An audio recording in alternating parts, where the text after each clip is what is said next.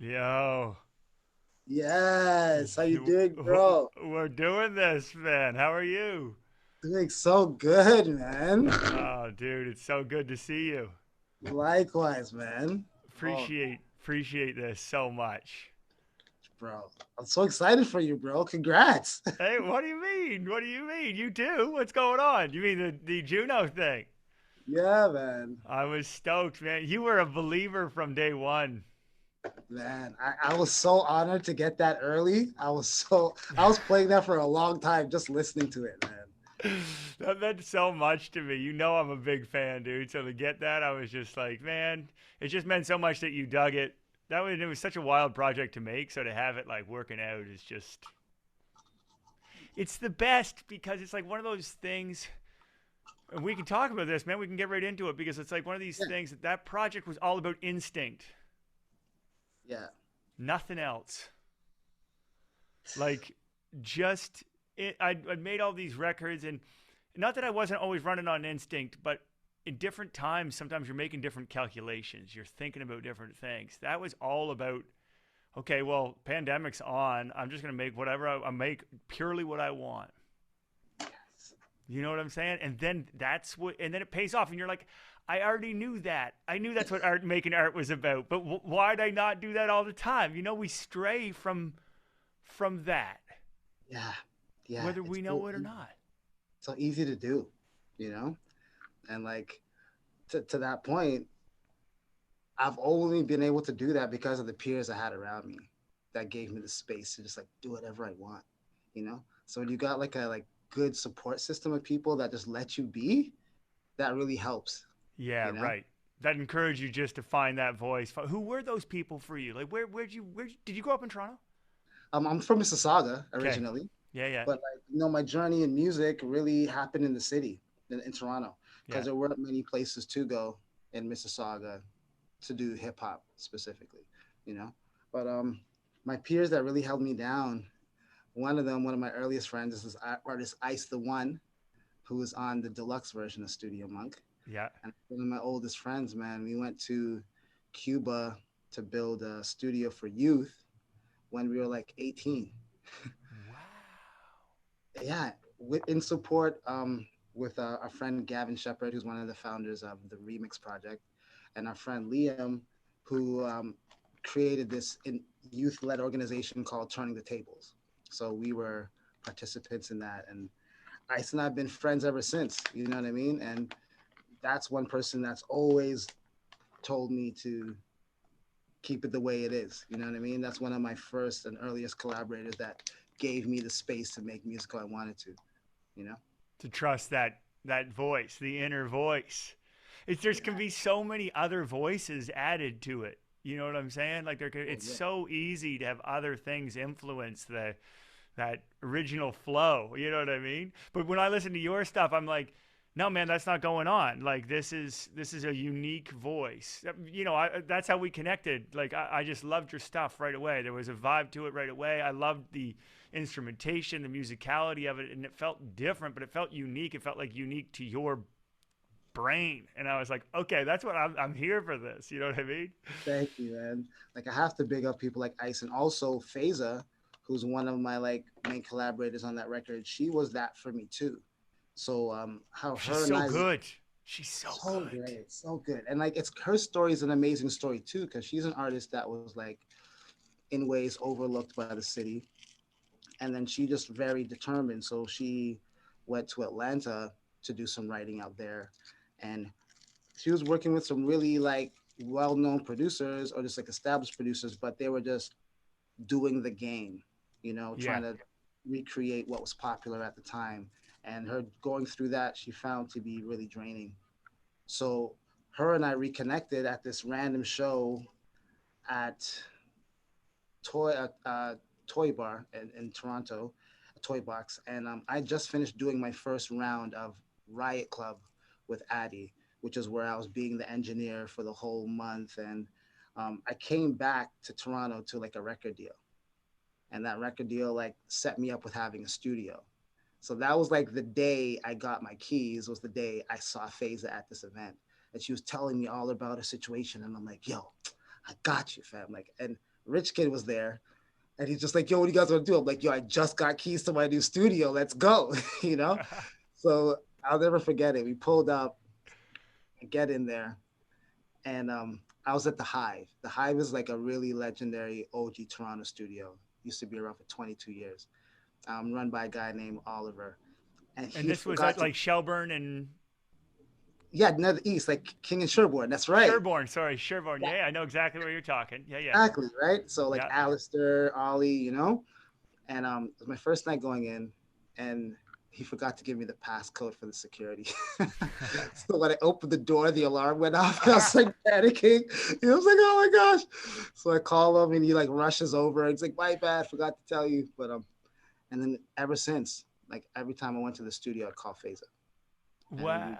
music, and it wasn't like thinking about anything. That's like I was just continuing what I'd been doing in LA, and she just trusted me enough to just let me do what I wanted to do. And our first session that we ever had was "Make It," Oh wow. I've and that played that was song so much in my show, dude. So good. and that Make was like it, make it, make it. such a Super surreal sweet, fast moment. beat, man. Like that's what I'm saying. Like even the beat on that track, it doesn't sound like other stuff. It just doesn't sound. What I really dig is that as you just said, right? Is that like there's a lot of people making stuff that sounds like other people's stuff, Right. and even the influences on this, the in Studio Monk, especially like it's just different kind of stuff. Like even the nature of that beat, Thank you, right? man. Like it's It just funny because hits. It hits really hard. But it's fast. It's like tons of hi hat activity, then these great horn stuff, and I'm like, okay, this is yes, different. It's different. So, what's your musical background? Like, what are you? What were you jamming on as a kid? What were you playing? You were playing bass, right? Isn't bass your instrument? you know what? Bass is my newest instrument. I Oh, actually newest. started playing bass because of the Hive. So the studio room that I had in the Hive was Ollie's room, and Oliver's like a crazy guitarist. So there's a bunch of guitars on the wall, but he always kept a bass guitar at like chair level. All of his guitars were up top, but his bass was at chair level. And one of my main collaborators, too, my boy Mark James, he's a crazy piano player, drummer. He walked in on our first session. He's like, "Junes, you're gonna be playing that bass by the time we're done here." And that was 2 years ago. And now I'm a bass player. No, it was just Yeah. 2 years ago. Okay, so but you grew up playing music then. You had a musical background, not just making beats. Yeah. So like my dad is a drummer, and Okay, he used to take me to his rehearsals all the time. So that was my first like being immersed in the band. I'll say dynamic, we'll call it. You know what I mean? Because but after live music, people playing right on. yeah. And my favorite part was like when the rehearsal was done, they would just improv and jam after. And that was the coolest shit to me. Yeah, You know what I mean? So when I grew up, well, getting older, my mom brought me to church a lot. So I played drums for a church and like sang in a choir too. That's yeah. like my sense of harmony comes from church. Okay, And then like my dad's music palette is what influenced a lot of my music too, because he put me onto like a lot of funk, a lot of jazz, and my mom is from Jamaica. My dad was born in England, but my mom was born in Jamaica. So a lot of like the reggae stuff comes from her, you okay. know. Personally, I'm a big fan of Jay Dilla because I feel like he's a producer that married like a lot of these things I Mm-hmm. enjoy, like gospel chords, really loose drums that feel like dub reggae, you know what I mean? And like even the way he does his drops is very dub, it's very Lee Scratch Perry, you know? Yeah, And yeah. I was just listening to Kanye talk about Jay Dilla. I don't know if you saw that clip. I don't know if it's a newer interview, but Kanye's talking about Jay Dilla, but how it just like changed everything for him. It was just like his beats just sounded warm. They sounded like old. They mm-hmm, sounded warm, but they still banged. Like they still hit super hard. They still sounded contemporary, but they were warm, and they still like they shuffled and like they there was swing and like there was all these elements to them that wasn't just straight up like drum machines. You know what I'm saying? Like it yeah, was interesting. So Dilla yeah, was your guy. That opened a door. very much so. And then like I was producing a lot when I was in a rap group before called Smash Brothers, and I was producing in FL Studio, which is very like click based, you know what I mean? But then moving into Studio Monk, I started to produce an Ableton. My boy Lord Quest introduced me to this program, and what it allowed me to do that I wasn't doing before was use my natural tempo and rhythm Yeah. because I could produce with my hands, and I'm a drummer.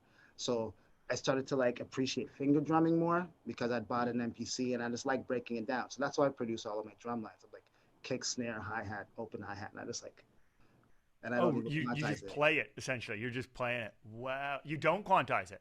No, I just like let it run, you know. So I'm just That's been what's interesting. I practicing. can't tell. That makes sense because I'm listening to this and I'm going, okay, is this like straight up like drum samples? Like, is this quantized? Because it feels super musical. So you Word. leave the jank, you leave the jankiness in it. Yeah, because it keeps the loop not present. You know what I mean? It allows it to be more fluid, and Yeah. then that's why I like to have my homies play along with me because the jam energy is fluid. So when we're making our beats, it's not like we try to drop like a four bar progression or whatever, and then we build on it. Like I literally just either make some drums real quick, and I'll just loop that for like 3 minutes, Yeah. and we'll just jam to it Yeah.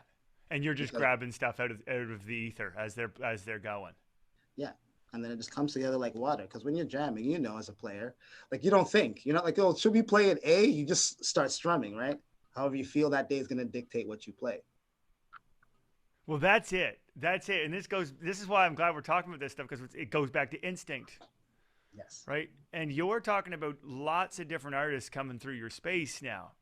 Yeah. But you got to create that environment where people are comfortable spiritually. You know Yes. what I'm saying? It's all spiritual energy, man. It's all about creating that space where people are going to trust their instincts, where they're not going, is this cool? The minute they're going, is he going to like this? Let's go. It's not going to work. It's over, right? Exactly. Yeah, you know that. Like, and So that how doesn't do get you how do you do that? What are some of your like how do you because you got lots of different people coming through that space, lots of different collaborators, but you seem to have this ability to bring the best out of them. How do you what do you do? Do you talk before? Is there kind of do you just loosen people up just by chilling? What's the vibe? that's really it, man. Like loosening it people up with chilling. Yeah. Let me just open this window real quick. Yeah. It's that like when you've got time, I find that in our industry, when you're working with like limited time, it's hard to get a rhythm because you're so Yeah. fixed on how much time you have left.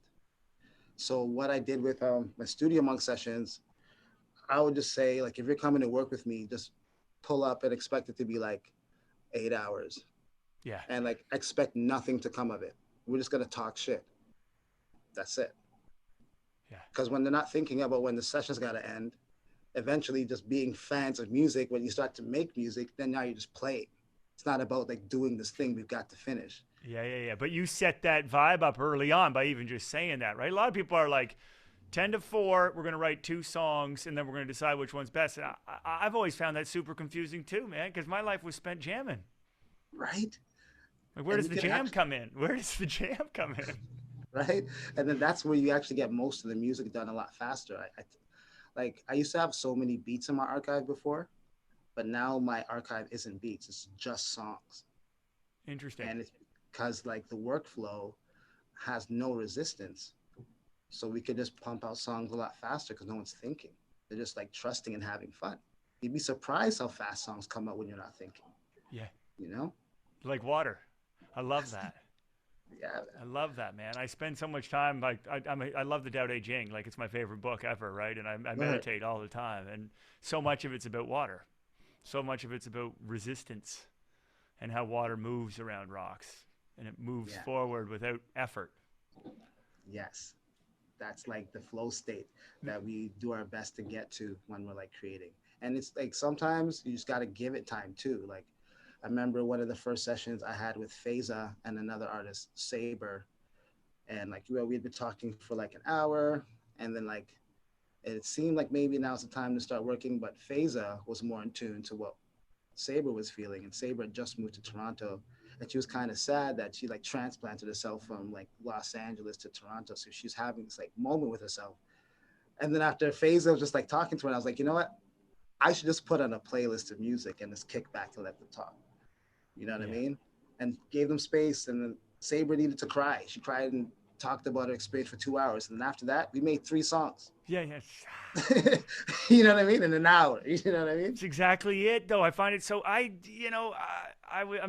excited to hear this because it's kind of what I I was envisioning when I listened to the music, when I listened to all these collaborations, your role as a producer, as a musician, that's the thing I'm fascinated by with the sound of it is, okay, how do you bring out the characteristics, these unique characteristics? And it's about, as you said, creating that space. It's about creating that comfort, making people comfortable so they can enter that flow state and being aware of that. Cool that you got friends too, like Feza, who's aware of that same thing, right? Who's saying, you know what? This needs a bit more time. We're so focused on the productivity, time and productivity, right? Everything needs to Right. just like, otherwise it's a waste. Sometimes, as you said, you got to be ready for it not to result in anything. Sometimes we're going to chill for 8 hours and it's not going to be anything. And that's okay too. Right. That's what we need. You know what I mean? So many other things could come from those conversations. You know Yeah. what I mean? And that's what we all thrive on as artists. You know what I mean? Just reflections of the experience, because we have like the road least traveled. You know what I mean? We're building everything we have from scratch, so it's healthy to talk to other people going through the same journey. That's what this whole podcast is basically. It's all about kind of that exactly that thing, right? It's one thing to make one record.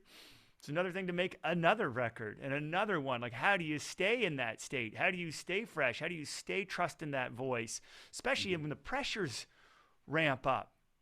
You Right. know what I mean? Like, success sometimes can be one of the greatest hindrances to maintaining that flow, That's so true. right? Because success can means more people are chiming in, chirping on what should be done and how the song should go, and then all of a sudden that productivity element comes in, and time is money, and that can Right. really get in the way. So like I've been loving chatting with artists about like how do you stay fresh, man? How do you stay? You know what I mean? Like Yeah. once the one project's done, what happens? What's the next stage? How do you Yeah. go into it so you get that original energy again? Yeah. Yeah.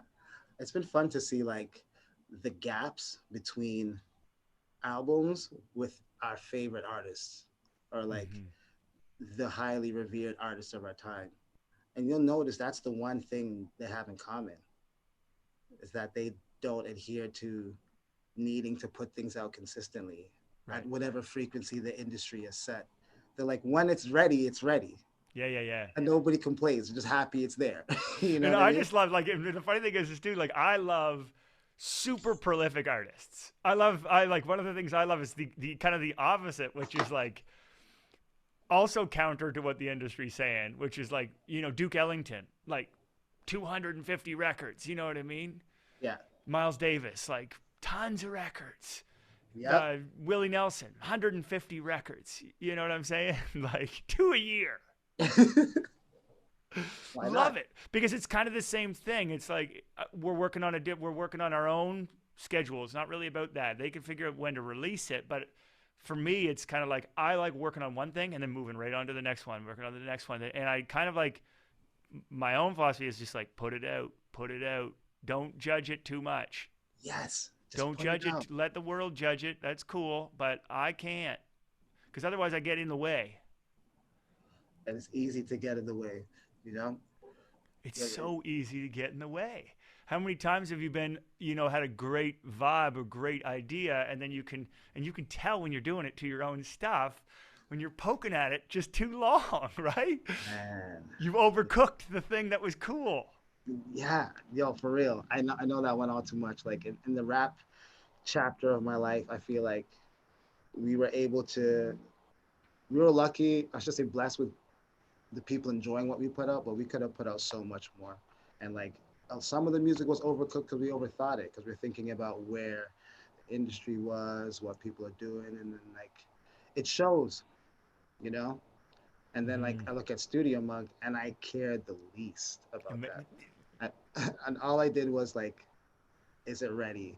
And but then again, like we're saying, having a council of people that you really, really trust, like the people that let you be you, those are the only other opinions that let influence the final product, you know? Yeah, yeah, and that was like the instrumental record. It was just like, let's get it out. Like, we're just doing this for fun, but then it has this, because again, it was the musicians. It was this crew of people that I really trusted, and they did their own thing. I wasn't telling people what to do. They did their own thing. You know what I mean? But it was just about keeping that energy going, and it really changed my whole. I've always felt like this, but it was interesting to have it confirmed. Yes. It's a trip, right?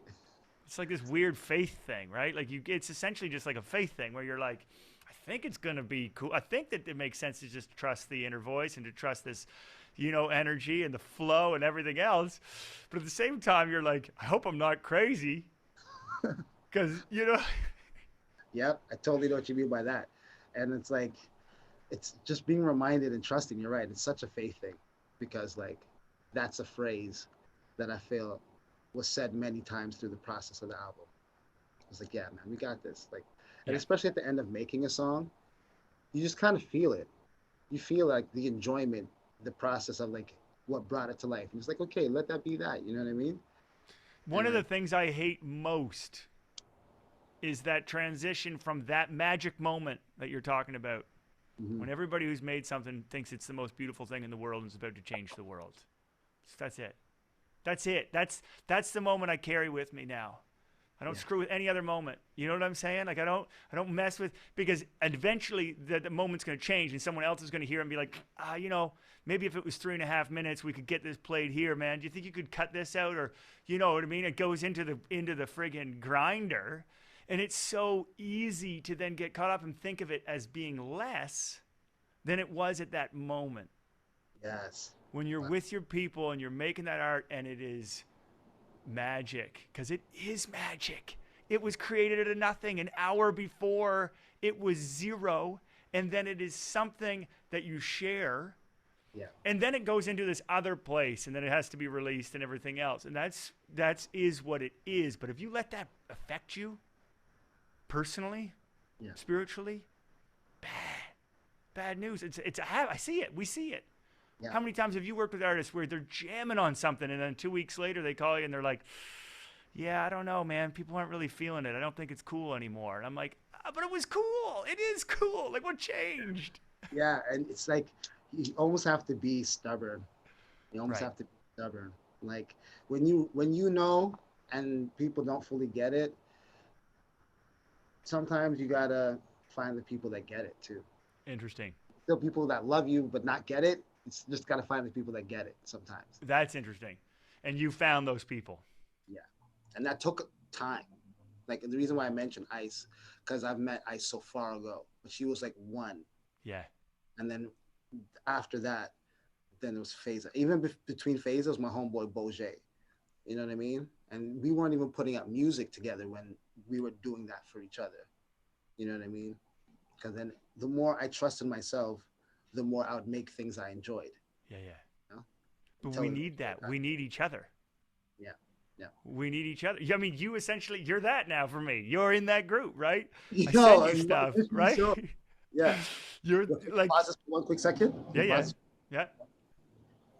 Yeah. Sorry about that. Yes, Dave.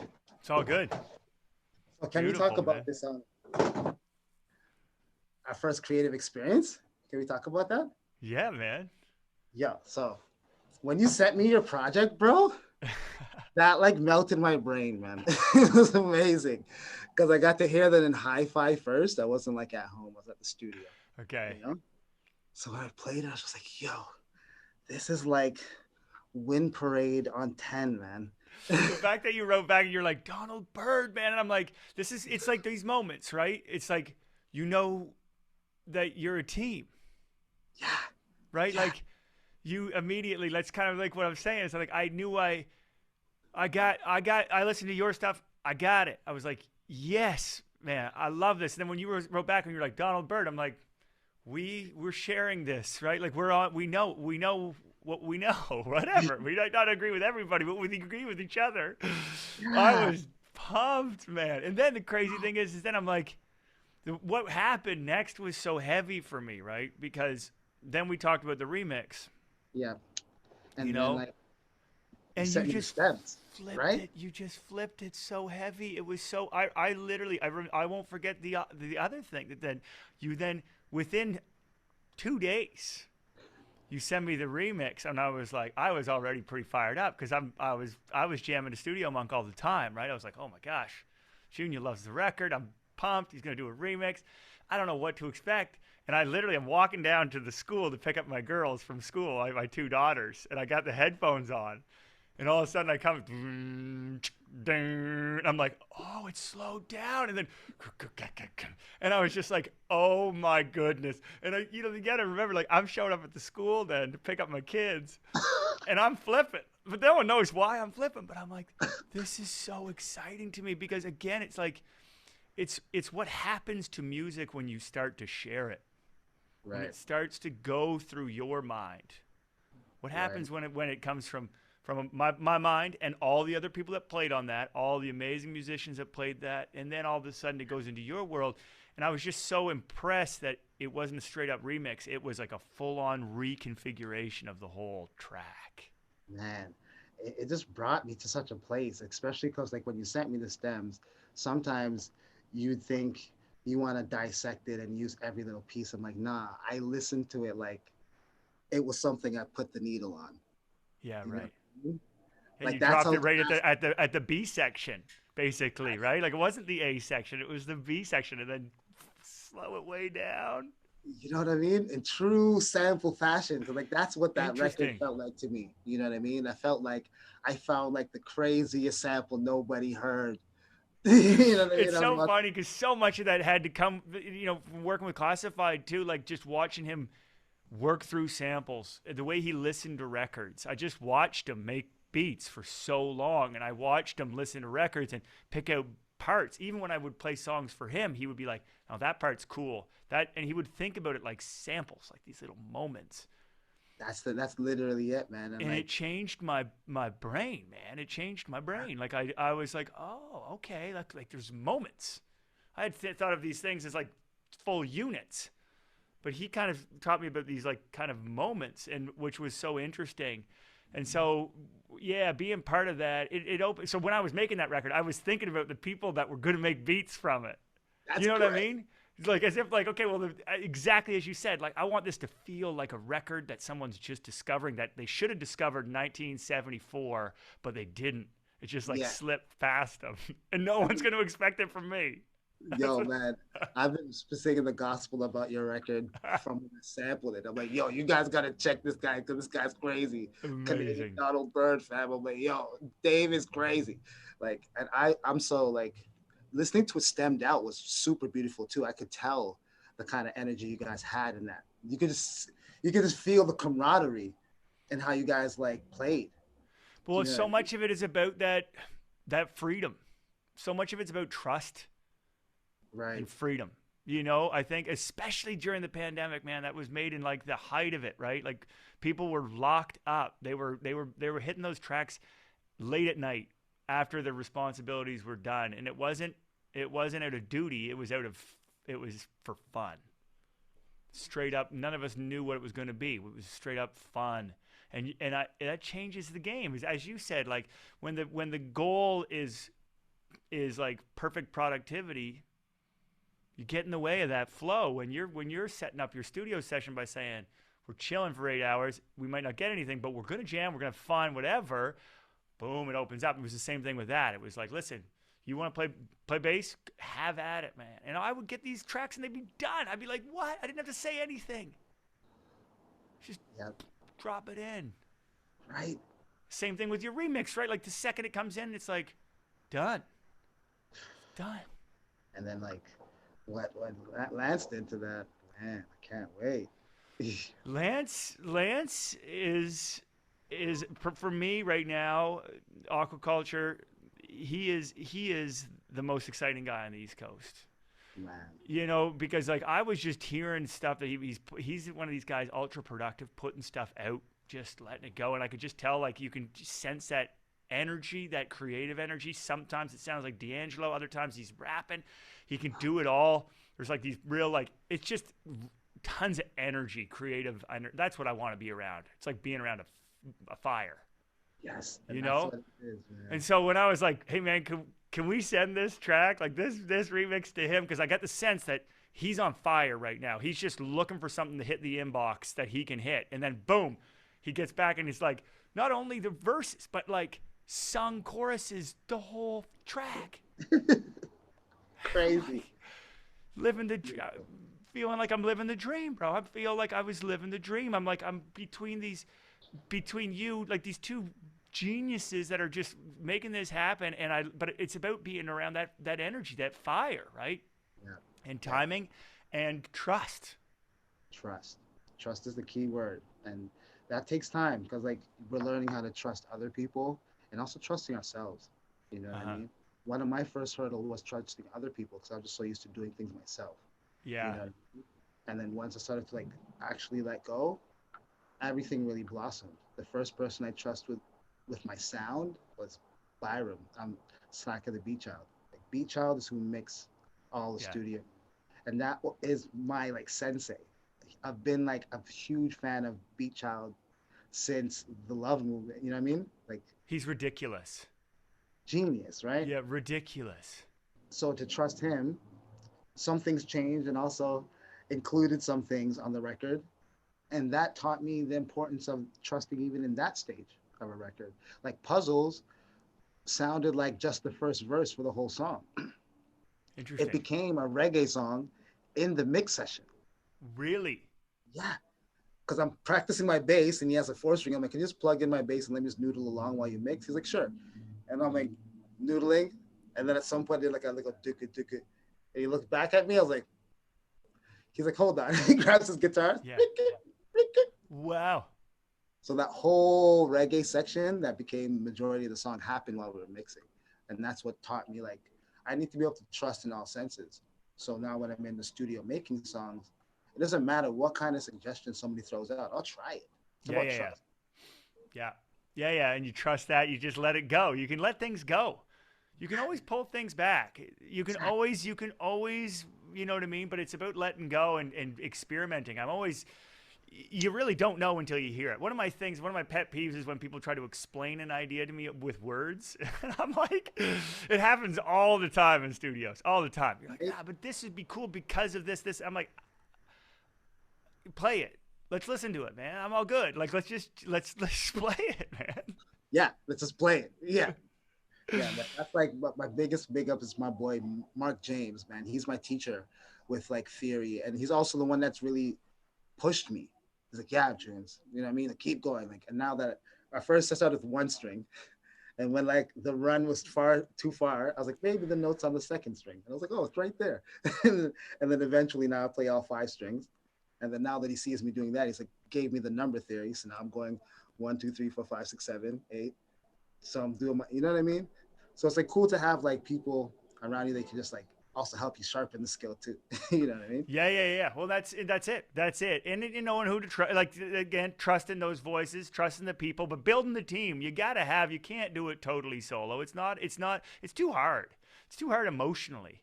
It's too lonely. It's isolating, man. It can be isolating. You need. We need this, Yeah. especially now, man. We're meant to be making music even if it's not on everybody's stuff all the time. It's just about pumping people up Yeah. Well because said. it's not going to necessarily be the industry that pumps us up. If artists aren't pumping each other up, then what's up? You know what I mean? Like, Yeah. Yeah. you know, Very true. but what I find interesting is like now I'm hearing a lot of artists through you for the first time, which is Word. really cool, man. Like I feel like your role in many ways has been this kind of like gateway for so many artists to then who then move on, right? Like I'm following Phasa now. Yeah. I'm following these artists, right? Like I'm following their other stuff. Story, same situation, right? Got onto story stuff through you, and now I'm So like, okay, this is great, man. Like I love that role of the producer. Like, how do you feel about that? Your role in that?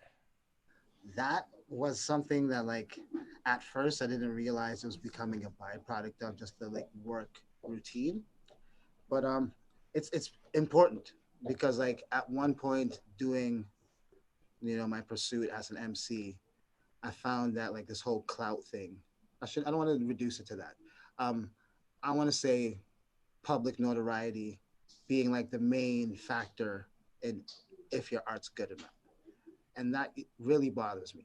You know what I Yeah, mean? So I'm like, you know, doing the producer record, I was being told all over the place like you should get one of these big features and one yeah, of these yeah, big features, and I'm like, those people don't know me, and if I make a beat and send it to them, that's just a fly in the, like it doesn't really mean anything. Like, am I trying to showcase myself as a producer, or am I just trying to like try to throw something out there to get a hit of some sort? Like I'm trying. My goal is to make lasting music.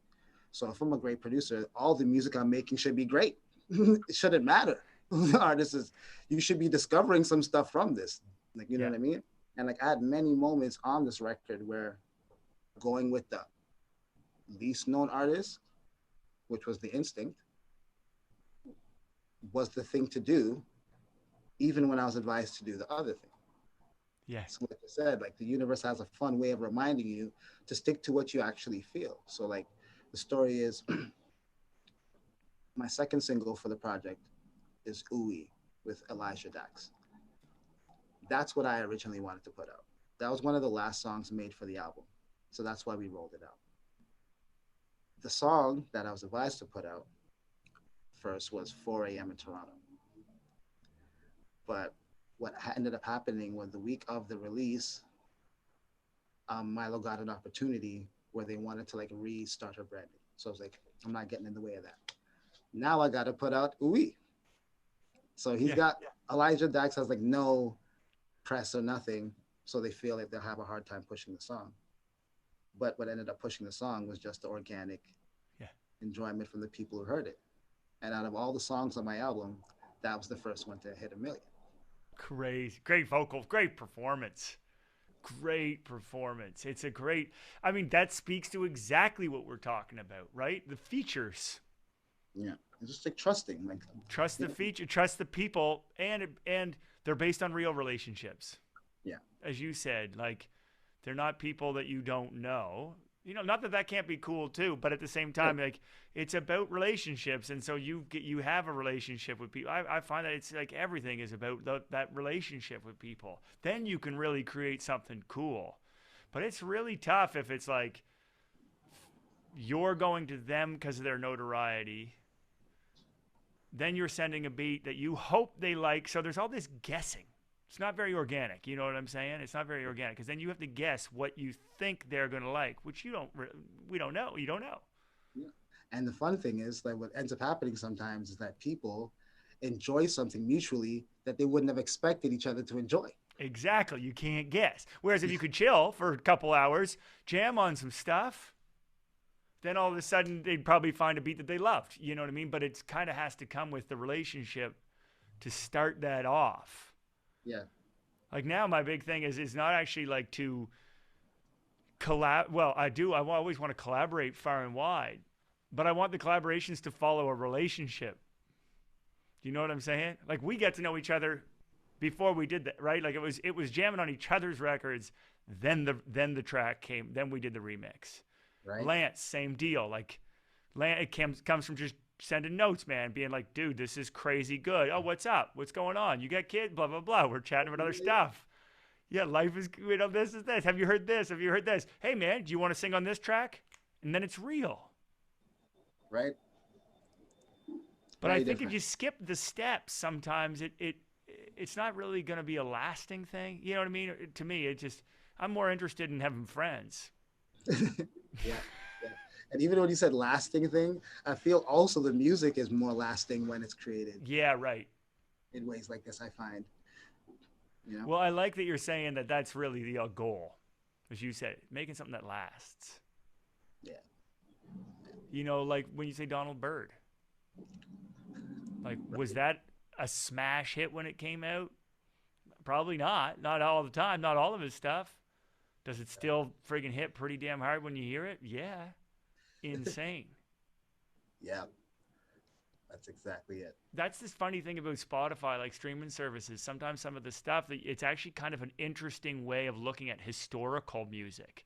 Because you see artists that maybe not, you know, there's like No Diggity, Blackstreet. Like, no, don't get me, one of the coolest fucking tracks ever. It's insanely good, right? Of course. But it's like one of the most streamed songs of all time. It's a bigger hit now in some ways than it was then. You know what I'm saying? Like it just lasts. I just use that as a strange example, but like Kind of Blue, Miles Davis has like whatever, 7 million listens a month because it's timeless. Yeah. Crazy. It's crazy. A month, 50 years after it's been made, 60 years after it's been made. Yeah. So, So we got to be trying to do, bud. wow. I'm pretty happy that, you know, we got I some. hope we get to, man. I hope we get to get in the studio.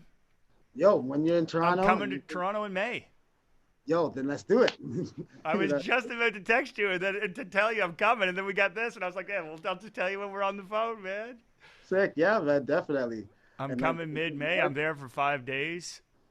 yeah, man, we got like a whole bunch of dope homies to play with too, man. So I would it'll love be to meet everybody, man. I'm just so impressed by the. I love too that there's so much happening in Toronto right now. I mean, I'm playing music on my show, so I get to listen to stuff, and man, like there is nothing. There is just so many great producers, so many great like Akil Henry. That guy is freakishly talented. you know, he's brilliant, man. There's a lot of fire dudes, man. Like, Oh man, who's the guy who just got? Yeah, he lived in Halifax, Johan. oh word, man. Like He, somebody that's actually I've been bumping a lot of, man. Hey Bombay, have you heard of Hey Bombay? no. Wow, Hey Bombay, fire, Okay. fire. Love Hey Bombay, man. His Okay. production, when it comes to loose drums, but like so party rocking, his drums and like progressions are some of my favorite right now. See, this is it, right? It's about like the industry's always going to be behind. It's always going to take a minute. Right. It's kind of up to artists to pump the stuff that they're feeling, and producers as you're doing, right? It's about sharing that and going, yeah, man, like look, listen to this, because the industry's always going to wait. Yeah. It's not based on that. It's based on different. I don't mean to say it's not even a negative thing, but their interests are different. Their interest is business. Fair. Exactly. So That's yeah, just what they do. That's not yeah, a bad. That's just but artists, we make art, so we gotta celebrate good art when we hear it. You know what I mean? And there's so much of it. yeah, yeah, yeah. Gotta celebrate it. And I feel like that's what we were doing with Studio Month. We just wanted to like celebrate our peers that we enjoy, you know? And, Well, it put feels like together. it feels like that. It feels like a community project. Yes, that's what I wanted it to, we wanted to feel like. You know what I mean? It's like a family photo, you know? Yeah, right. It's great. I mean, it's so great. And the horns. Who played the horns? Oh man, Danny DePoe. And then we also had Ben McDonald on sax, and then we had Tom on trombone, and then we had another. Do we have another trumpet? No, we had one trumpet, two sax, one trombone. And you're singing the parts. That's how you did it? Yeah, Love you it. can actually still hear my voice in Tommy's intro singing the lines. Yeah. Love that. I took that. I remember you saying that. And that's how I started doing things, man. I would sing the lines first. Yeah, man. Yeah, Because it man. was just easier. Again, it's the instinct thing. Sometimes just waiting to get an instrument in front of your head, or if you can just go right direct to voice, you're rocking on that instinct. Yeah, and that's like the way that I felt made the most sense at the time. And I remember writing that horn line like on the subway with like your headset microphone. Yeah. Yeah. No way. Yeah, I bro, love it that's what. because it comes as a surprise to me. It comes late in the track, Right.